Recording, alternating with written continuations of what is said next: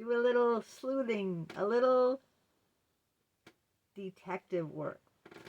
Hi, it's Sandy Wiley, and today I'm going to talk about obsessions. I did a video about compulsive obsessive disorder, but this is a little different. This video is going to talk about obsessions with people. I've had many obsessions with people, and the reason why I bring out my big magnifier is because I did a little detective work. And what I mean by detective work is when I used to get infatuated with a man, a much older man, I would be completely passionate, fantasize about him 24/7. I'd want to know everything about him. Now, I'm not crazy enough to go and stalk people. But what I did with my obsessions was really crazy. And a lot would say mentally unstable. So I'm going to talk about two obsessions I had. One was in college, and one was when I was working in an engineering firm in Boston, right next door to South Station. And I was married at the time. So I'm going to tell you what I did that was really crazy about the obsessions and about my detective work. So the first one was Professor Kevin Plunkett. In the last video, I did talk about having a major crush on him when I was in college. And this was, I think, the end of my freshman year in college. I only went 2 years to college. I only got an associate's degree in early childhood education, teaching young children. So I was just fully enthralled with him. I was single. I was dating my husband at the time. We met at Mass Bay through friends, through my best friend Julia at the time, actually. She introduced me to my future husband. And I wanted to know everything I could. Well, here's where the sleuth detective work came in. I found out what car he drove. I saw him driving it. It was a Phoenix. I forget. It was a Phoenix. That's all I remember. Like a tan or a beige. And I saw him driving it. And so I knew it was his car because I saw him in it. So when he parked it in where the teacher's parking lot was, much separate from the students' parking lot. So when he was in class teaching, I did a little detective work. You can find a lot out about someone by looking inside their car. Now, I've done this with other people too. You don't even, I mean, I'm not talking about breaking in, but actually I did go into his car. I didn't break in. The doors happened to be open. But just looking in the window, like with one psychologist, I looked in the window of his car and I found out a lot of tape cassettes. Back then they had tape cassettes that you put into your car and play them. He had America, A Horse with No Name, you know that song, and The Sandman, and they did a lot of other great hits. So I knew what kind of music he liked, right? You can, if you are attracted and want to find out about someone, and you don't want to stalk them, just looking, and you don't have to break into their car. Just looking in the car windows, looking in the car. Like for instance, I didn't know anything about Professor Plunkett until I looked into his car. I mean, the car happened to be open, so I actually got to go inside his car, but I didn't even need to do that. But I found out a lot more information from doing that. When I looked in the window of his car, I found out he had a child's seat in the back. So automatically now, what do I know? He has a child. Because he has a young child, a child that can fit in a car seat. It wasn't an infant seat. It was a car seat for a young child. So he probably has a child anywhere from a 2 to maybe 4-year-old. When do they outgrow the car seats? I don't know, maybe 2 to 5. I don't think they're sitting when they're 6 and 7 in a car seat for a child, you know. So he has a young child. I knew that. Then there was McDonald wrappers thrown on he was thrown all over the floor. So He eats at McDonald's. He has a young child. Also, he's really not a neat person because his car was a mess. So that tells me, you can tell by a person's car if they're a very clean, organized person, or they're unkempt and a little messy, by how how their car looks. A very clean, fastidious person is not going to have a mess in their car. Their car is going to be vacuumed, and they're not going to have papers and wrappers thrown all around them. Now, a messy person just wouldn't bother them at all. So I know he's messy. I know he likes to eat at McDonald's. Well, probably because he has a young child from the toddler seat. And then I opened the car. He didn't lock his car. It wasn't really, an expensive car. It didn't look brand new or anything like that. So then I went into the glove compartment. Now, mind you, I'm not telling you to break in to do your sleuth work.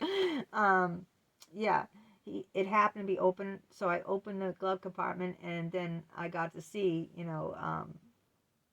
mail in the glove compartment. So then I knew his home address. See the sleuthing I did?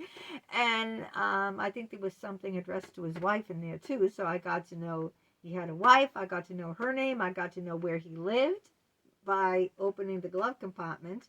Mind you, I didn't break in the car. The door's already open. But I'm not condoning anything I did. I'm just talking about my obsession with men and how far I took it and what I did. That's all this video is about. I'm not condoning my actions. I'm not saying they're right. They're wrong. I invaded someone's privacy, and it was wrong. It was morally wrong. I'm not condoning it. I'm just telling you, I'm being honest. I'm making a video telling you about my obsessions over men and how far I took my obsessions. I never stalked a man, except maybe once with my friend. We were at a ballpark. My friend Cheryl used to love baseball, and we went to a ball game, and we had a big crush. I had a big crush, really, on this pitcher there, Steve Crawford. I wrote him letters, and he wrote me back. And then when he at the end of the ball game, we saw him come out, and we followed him to a bar. And we were underage. We didn't go in the bar. I think it was Bumpers. It was a bar and motel. So I didn't think he went to the bar part. I think he was just staying there. He had a room there or something. And then that's the extent. And that was with my friend Cheryl, okay? That's the extent of me stalking him. We just followed him to that bar, Bumpers or whatever, in Boston. It was just right around the corner. We didn't follow him far from the Red Sox, field, from Fenway Park. It was just right around the corner. We just followed him there, and then that was it.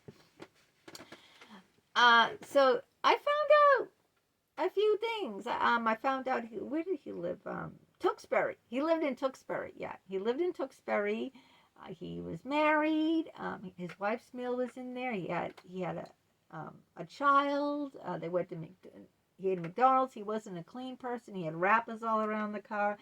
There's a lot of, you can find out, like, if I went further, what kind of music, like, he had in his, if he had any tapes, you could find out, like, what kind of music.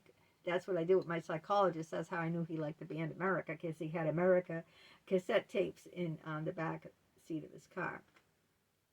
There's a lot of things that you can find looking in a car. Okay, so that's him. Now, the second obsession that I went overboard on was when I was married. I never told you about this man. Cody Cowgill. Sorry, I said cowgirl. Cowgill. Cody Cowgill. He was a programmer, a computer programmer who worked at the engineering firm Stoner Webster, where I worked. I got transferred to the computer department, doing computer work there. I worked there for a few years after I was a preschool teacher. And I had a massive crush on Cody Cowgill. Now, Cody Cowgill was 6'5", dark hair, older, much older. I was like maybe, how old was I? Mid-20s, and he was like 20 years older than me. He was like mid-40s, married. They're all married. 6'5", rugged looking, like, when I mean rugged looking, like a cowboy. You could just throw a vest on him and a cowboy hat and boots, and there you go. He just looked like a cowboy, and he was handsome. He had dark hair, tall, rugged looking. I had a massive crush on him. So I want to do some detective work. So what did I do? I didn't know his car. How could a lot of people took public transportation to Sona Webster. It's right next door to South Station. So most people took public transportation.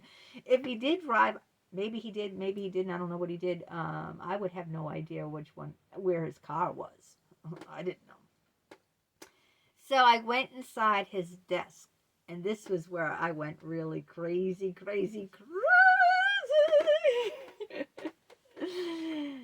I opened all his drawers, and I took a bag, and I dumped all the stuff from his drawers in my bag. I didn't know what I was taking, okay? And I didn't steal it. I borrowed it. Because I returned it. I put it back. I think one of his coworkers saw me go inside his cubicle. It was a cubicle, meaning it was, shut off.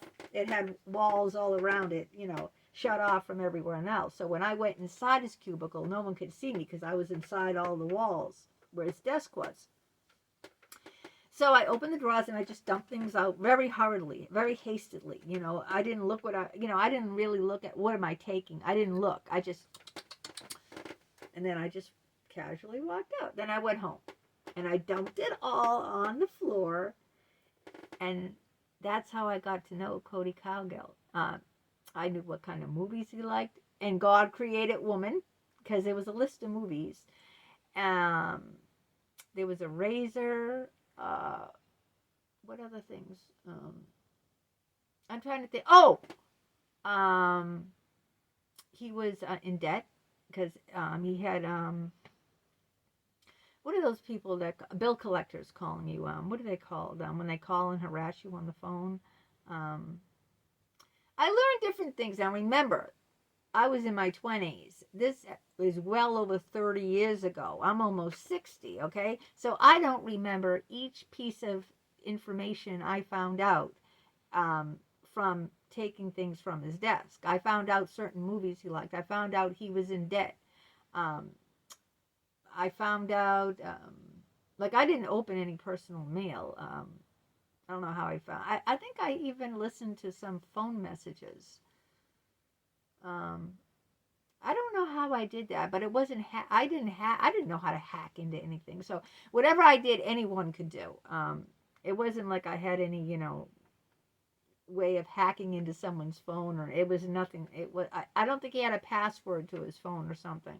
Not sure, but I didn't hack into anything. Whatever I did, anyone could do. I took stuff out. I learned things about him, and then the next morning, very early before he,